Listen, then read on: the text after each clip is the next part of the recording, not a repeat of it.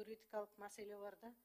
Булар аябай бул фомсту эме биз 2012 жылы өкмөттүн алдындагы өзүнчө мындай фомс абдан жакшы иштеген учурлар болду эле да. Ал жетекчиге байланыштуу болот. Мен былтыркы жылы Азамат мырза менен ошон үчүн урушкам да. Причем тут фомс деп канча тиги элдин акчасын мыногу эсеп палатасы коррупцияга жол берилди, могунча ушерп болду дегенде ошону айтуу, анан мен талкууга калганмын андачы. Бирок турмуш өзү далилдеп көрсөтүп атат да фомстун акыбалын. Бүгүнкү күнү мамлекетке кандай зыян келип атат. Мына тиги саламаттык сактоо министрлиги өзүнө алды. Биз ошондо айтканбыз, кана реформаңарды көрөлүчү деп. Бир учкуну, бир үзүмү байкалыш керек эле да, эл ыраазы болуп башташ керек эле. Мындай бир жигердүү иш башталыш керек эле. Артка кетип атпайбы андан көрүүчү. Фомсту буларды өтө шашылыш кабыл алдырган. Эми ал жерде министрдин дагы бир өзүнүн бир баягы шуулдап чуркап жүрүп өткөрдү да. Шуулдап чуркап жүрүп.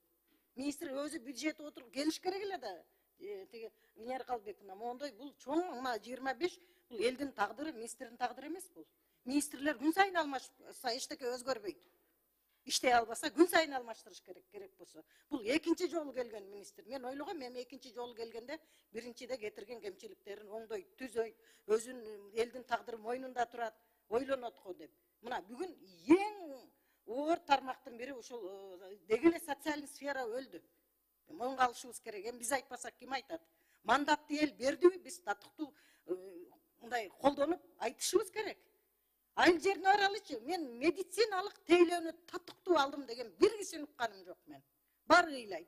Тияка бар дейт, справкамды көтөрүп алып, бул жака келемин, тиги анализ тапшырам, анализим менен Бишкекке барсам кайра тапшырамын, 10 жолудан төлөймүн. Анан бүт частниктерге төлөп атпайбы? Лабораториялар, бизде мамлекеттик лабораториялар айлык алып, бүт маяна иштелип атат.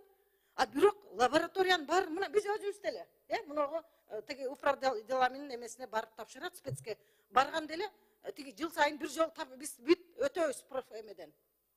Тиги депутаттардагы бир канча анализди биз четке тапшырабыз, аны тиги частниктерге тапшырып атабыз, алардын чөнтөгүнө салып байытып атабыз. Ай, жөнөкөй жарандар келип, элементардык дарыланган өзүнчө маселе. Камсыздандыруу өзүнчө маселе. Бир анализин тапшыра албайт татыктуу. Айланайындар. Мен ушу министрден күттүм эле, ушул билим тиги саламаттык сактоо тармагында бир кичине болсо да экинчи жолу келгенде өзгөрүү жасайт го деп. Мен ушу сурайын деп атам, булардын жоолору бекидиби? Мен мына соцсферада көп иштеген киши катары айтайын, булардын Минздравдын дагы закондордун ичинде жоолор, мына фомстун жоолору бекидиби өзү? Же булардыкы бекиген да жок болуш керек. 3 айдын мөөнөттүк берилет өзү юридикалык жактан. Жоолор подзаконный актылар 3 айдын ичинде бүтүш керек, туурабы Медер мырза? Булардын жоолору да жок. Булар незаконный иштеп атат азыр. Анан эмне жөнүндө сөз кылабыз? Незаконный фомс иштеп атат азыр. Мүмкүн менде маалыматым жоктур. Мен тиги эмени сайтты карап таппай койдум да, жоолору бекигендиги тууралуучу. Булар да коллегияда өтпөйт экен. Элементардык жылдык коллегия болуш керек. 6 айлык коллегия, квартальный болуп турчу эле мурда. Булар да жылдап коллегияда болбойт экен.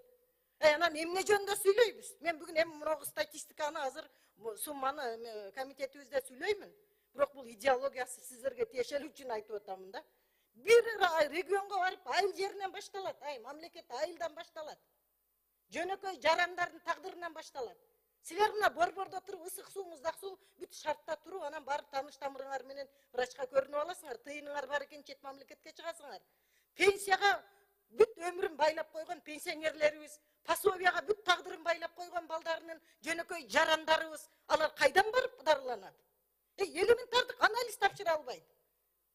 99 бизге жазат, министрлер жаман көрбөгүлө дейм мен. Бизге түнү күнү жазат бизге. Сиз эле күлүсүз, сиз айтасыз, Айбек мырза айтат, Венера айым айтат деп, мисалы барыбызга жазат да, туурабы? Мына тиги Айсулуу айтат, Советбек айтат, Медер айтат деп айтат да барыбызга, чалат. Анан ошону биз чечесиңер, жардам бергиле дейт. Анан буларга айтсак эле, булар саясат кылат да, ой, ушу мени көрө албай. Силерди, алтын башыңар аман болсун. Министр болуп иштегенде, алтын куй берсе да иштебей турган мезгил, мындай айтканда, чоң жоопкерчилик турат. Министр өзү келиш керек эле да, Еркалбектин кырбай коюшуңар керек эле да. Мен азыр кирип келатып эле көрө калдым. Бул кандай болот? Эми бул орун басары, бул тиги жигит чече албайт да. Бул 25 демесе болуп атпайбы бюджети божомол. Ушул жетеби? Мен азыр айтамын бул финансы менен эмне кылса болот. Ошон үчүн вообще бүгүн карабай эле койгула. Кереги жок, өзү келсин. Мен сунушум. Эми өзүңөр чечесиңер албетте. Рахмат, Камила Абдуразаковна. Айбек Тоотович, процедурный. Мен Камила Абдуразаковна сунушуна. Эми мыйзамды өткөндө да каралбай калган экен да, Камила Абдуразаковна. Министр келбей калчу. Анан эртең акырында келип кайра биз эл өкүлдөрү күнөөлүү болуп калбайлы деп бүгүн айырастан карап атабыз. Аргасынан. Себеби бул жерде 9-статьясында жазылып турат. 1-квартал 3-июндан, кийинкиси 1-ноябрдан кем эмес убакытта Жогорку Кеңеш тарабынан каралсын деп. Уже бизде убакыт калбай калды. Эртең биз карабай кала турган болсок айтабыз, вот мына Жогорку Кеңеш каралбай убагында болбостон биздин бүт бүгүнкү болуп аткан башарамандык бизге кайрадан келип калбасын деп аргасыз bizden ошон үчүн карап азыр сындарды, сунуштарыбызды айтып атабыз. Рахмат, мен укпай калдым. Сын албетте бешинесине сылап койгон жоксуздар, айтсаңыздар керек. Бирок ошол мөөнөттү министр мырза өзү билиш керек да. Мына мөөнөттү ал киши кызыктар болуш керек да. Анда канаттандырарлык эмес деп эме кылып өткөрүп берип кое бериш керек. Немени. Анан билбейм, бул эрке министр болду, чынында эрке министр да. Бир элдин маселеси менен телефон чалсаң, неге эле депутаттардын звоногун албайт. Неге эле? Кыйраткансып дайыма немеде?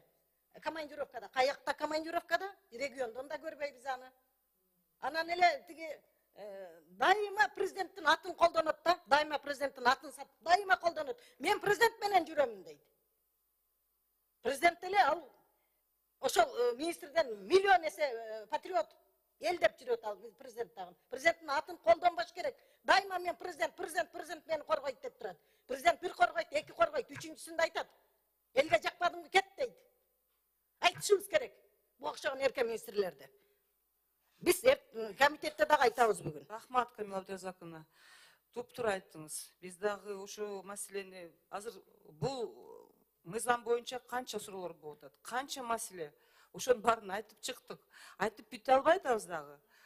Себеби көп да, Камила Абдуразаковна. Андан кийин биз да айттык, министр мурунку комитетте болсо ошо түпкө барып, ошо президент менен бирге больницаны ачыптыр.